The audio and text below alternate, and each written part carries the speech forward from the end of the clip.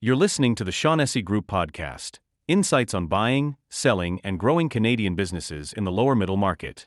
Let's begin. So, I want to start with a number today because it's kind of staggering. 735 hours. Oh, wow. Yeah. Yeah. That is the amount of time that Canadian small business owners spent just on regulatory compliance in 2024. That's incredible. Right. It's like, according to the Canadian Federation of Independent Business, that translates to basically 92 full business days. Jeez. Just entirely consumed by, paperwork, permits, and filings. A quarter of the year is just swallowed whole just to keep the lights on. It's a phenomenal amount of operational friction. I mean, and for most founders, that compliance burden, it just feels like a sunk cost. Oh, for sure. It's this daily headache that has zero bearing on the actual quality of the product they're making or the service they're delivering to their customers. Right. Which actually brings us right to the core mission of today's deep dive.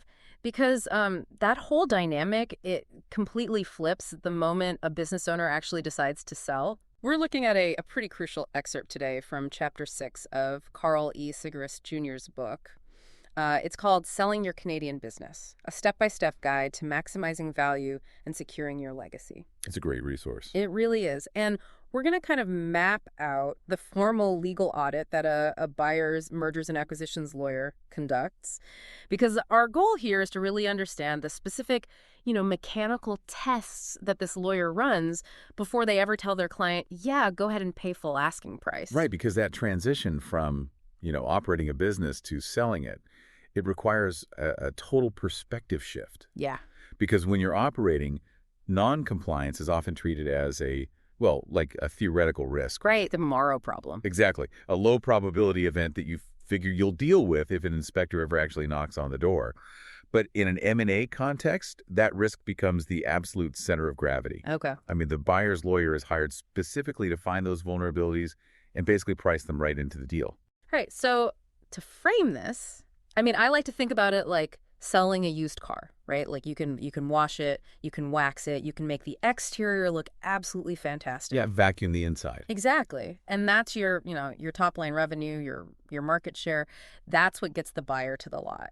But before they actually hand over the cash, they're going to send a mechanic to look under the hood. Mm-hmm. They need to know the engine isn't going to fall out, 2 miles down the road. Right. And the mergers and acquisitions lawyer is that mechanic. Mm. I mean, material noncompliance, it's a liability that transfers straight to the new owner. Oh, okay. So if a buyer purchases a company, based on the representation that it's legally compliant, and then they later inherit this systemic regulatory violation. Oh, man. The financial fallout can be devastating. So Sigrist is highly focused on preventing sellers from leaving behind these structural defects that end up triggering, millions of dollars in post-closing litigation. Okay, so let's look at the first thing they test when they pop the hood. The structural framework of the corporation itself. Basically the paper trail, right? Like the corporate governance and the minute books. Yeah. The minute book is essentially the legal memory of the corporation. Okay. So the audit requires a shareholder register that reflects verifiable ownership, and that has to go all the way back to inception. Wow, day one. Day one. And the lawyer also needs to see that officer and director appointments are legally recorded and that major corporate decisions are documented through written resolutions, not just, informal agreements or handshakes. Right. So a missing resolution isn't just like an administrative typo. No, not at all. It creates a gap in the actual chain of title for the company's actions.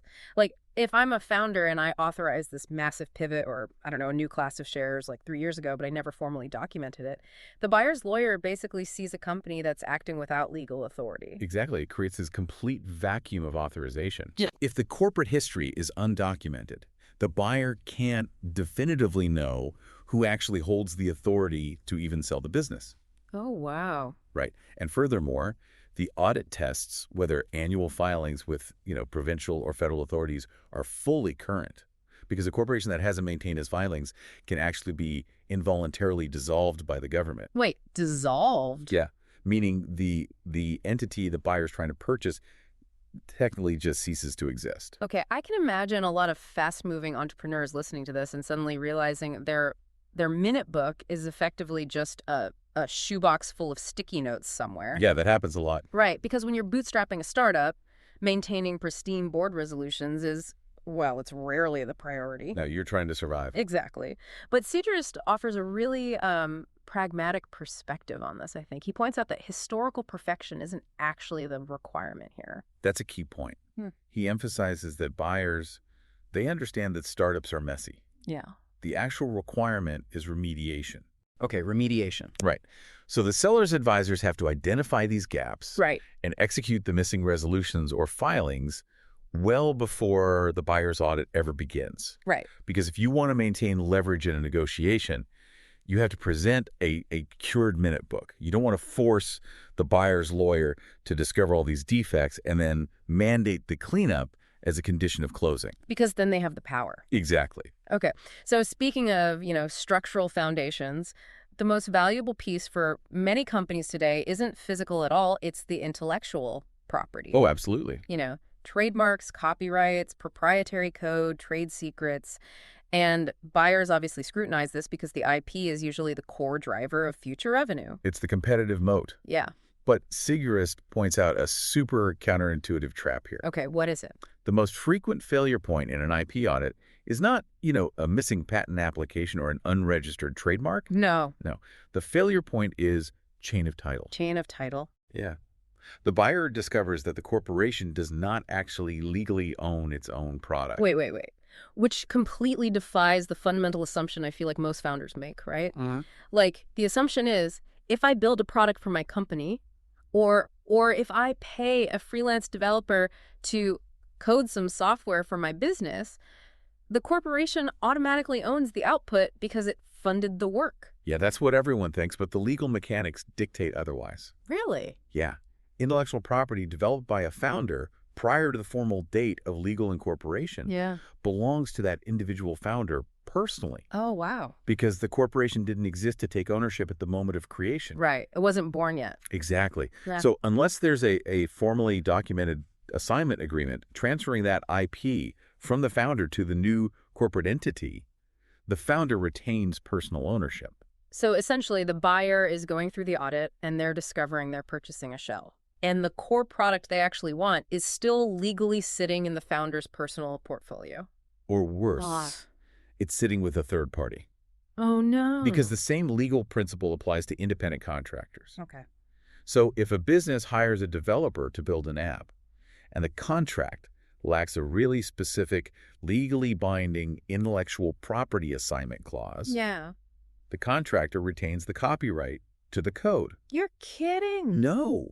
The business basically just holds an implied license to use it. So a buyer looking at a multi-million-dollar software acquisition is going to walk away if their lawyer realizes the underlying code is technically owned by, like, a freelancer who did a 3-month sprint 5 years ago. 100% they will walk away. I mean, securing those assignment agreements retroactively becomes this massive bottleneck, especially if the freelancer realizes they suddenly hold all the leverage over the sale of the company. Oh, man, they could hold the whole deal hostage. They absolutely could.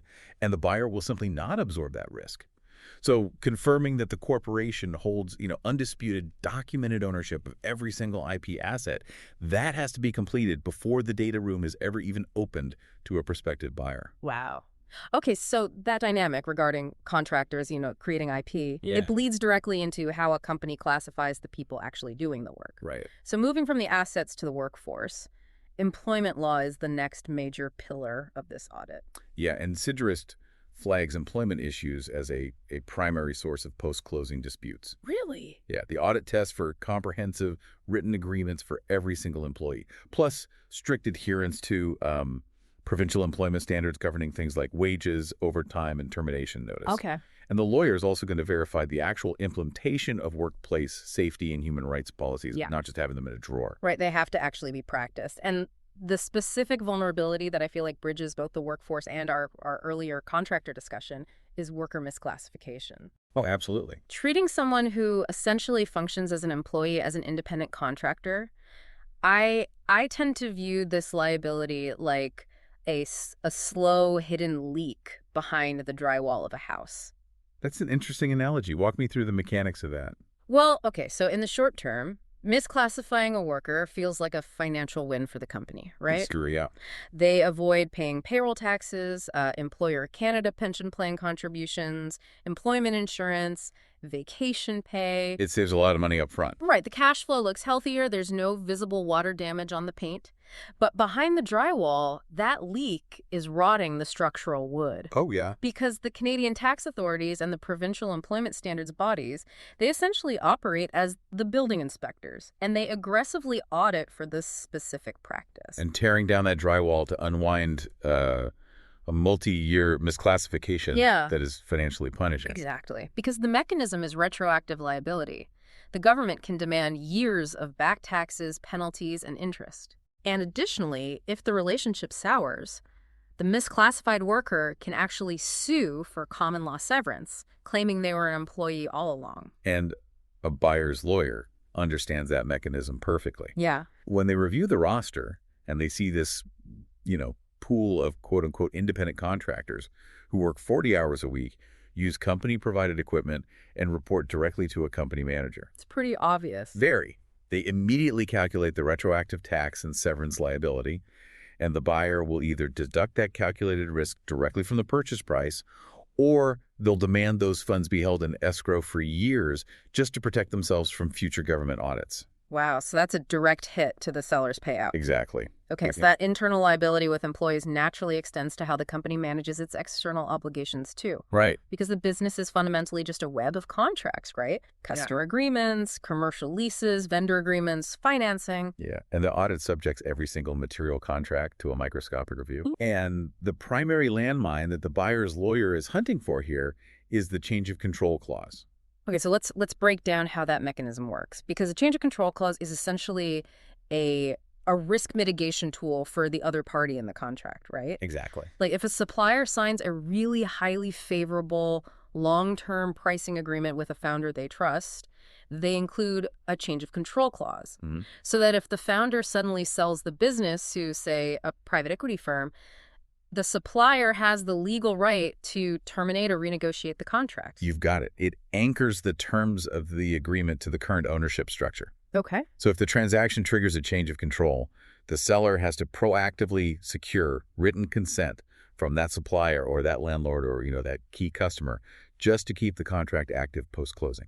So it effectively gives your suppliers and your landlords veto power over your exit. Essentially, yes. Like if your anchor client has a change of control termination right, the buyer's not going to close the deal until that client signs a waiver guaranteeing they won't walk away. Right. And navigating those consents requires significant tactical planning. I bet. Sidgerus notes that identifying these clauses early, it allows the seller to negotiate the consents methodically, which is so much better than initiating a panic scramble in the final days before closing. Oh, a panic scramble is the worst time to negotiate. The absolute worst. And the audit also isolates unusual contract mechanics like exclusivity provisions, below-market pricing anomalies, or personal guarantees. Right, and uncoupling personal guarantees is a massive priority for founders. I mean, if you personally guaranteed a commercial lease or a vendor line of credit, selling the corporate entity doesn't automatically extinguish your personal liability. No, it doesn't. The buyer actually has to secure replacement financing so that your personal assets are no longer backstopping a company you don't even own anymore. Exactly. And this external audit, it also encompasses regulatory licenses and permits. Okay. And the legal test here verifies not just that the permits are current, but it analyzes their transferability. So transferability is the real bottleneck here. Yeah. If a particular regulatory license is tied to the founder's personal qualifications or specific history, rather than the corporate entity itself, the buyer's corporate entity has to start the application process from scratch. Right. And the mechanism of applying for a fresh license, that fundamentally alters the deal timeline. Oh, I'm sure. I mean, if the buyer must endure a, say, 6-month government approval process just to legally operate the business they just purchased, the closing date shifts, the deal momentum completely stalls, and the buyer pool shrinks to only those who have the patience and the capital to actually weather that kind of delay. Man. And that friction of dealing with government bodies, that brings us to really the macro layer of the audit. The overarching federal and provincial frameworks that sit on top of all these contracts and employee files. Yeah.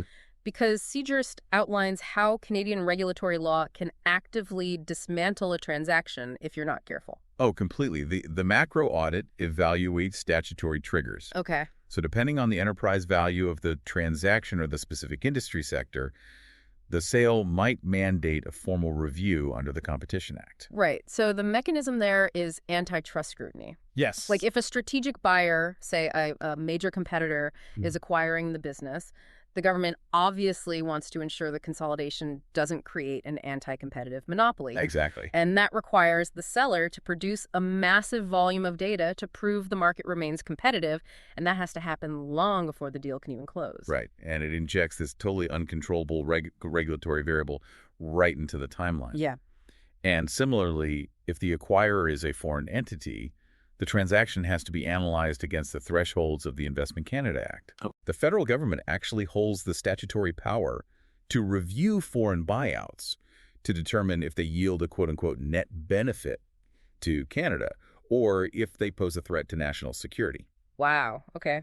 And the regulatory scrutiny also heavily targets how the business handles data, right? Oh, big time. Because almost every modern company collects personal information from its customers or its employees, and this subjects the transaction to PIPEDA. Yeah, the Personal Information Protection and Electronic Documents Act. Right. PIPEDA compliance fundamentally dictates the value of the data asset being sold. Really? Yeah, if a business boasts this massive, highly targeted customer database, but the audit reveals the company never actually logged compliant consent forms under PIPEDA, Oh, boy. that database becomes a toxic asset. Because the buyer can't legally use the core asset they're buying. Exactly. Like sending a single marketing email to that list could trigger federal privacy audits and massive financial penalties for the new owner. They won't touch it. The buyer will either carve the database out of the valuation entirely, or they'll just walk away from the deal. Wow. And furthermore, geographical operations trigger really specific provincial audits, too. Okay. Like, operating in Quebec introduces strict obligations under the province's language laws, particularly Bill 96. Right. And the impact on commercial contracts there is pretty severe. Very. If employment agreements, public signage, or supplier contracts in Quebec do not comply with the stringent French language requirements, it goes way beyond a minor administrative fine. It renders those contracts potentially voidable. And inheriting voidable contracts means the buyer essentially has no secure workforce or supply chain in that province on closing day. That's terrifying for a buyer. Yeah, and the remediation costs for translating and renegotiating all those non-compliant documents across an entire provincial operation, I mean, the costs are immense. So synthesizing all of this, curing the minute books, chasing down former contractors for IP assignments, calculating retroactive misclassification liability, negotiating landlord consents for change of control, auditing data privacy compliance, it dictates a very specific preparation timeline. It does. And CJURIST is adamant on this point. Yeah. The compliance remediation must commence 12 to 18 months prior to bringing the business to market. Right. Because remediation operates at the speed of bureaucracy. That is the perfect way to put it. Yeah. It requires interfacing with third parties who basically have no incentive to move quickly for you. Right. You're waiting on landlords to draft waivers, government agencies to process license transfers, former employees to sign IP documents. Yeah, you can't rush them. You can't. And while the buyer's formal legal audit might only consume a 4 to 8 week window, the seller cannot fix structural deficiencies within that compressed time frame. No, of course not. And attempting to remediate, a missing IP assignment or a PIPEDA violation while you're under the microscope of an active buyer audit, I mean, that signals to the buyer that the business is just poorly managed. Oh, definitely. It totally invites aggressive price renegotiation. But starting a year and a half in advance, that transforms these vulnerabilities from absolute deal killers into just a manageable routine checklist. Exactly. It removes the emotion and the panic from the whole process. Which highlights the ultimate takeaway regarding how a business owner defends their valuation.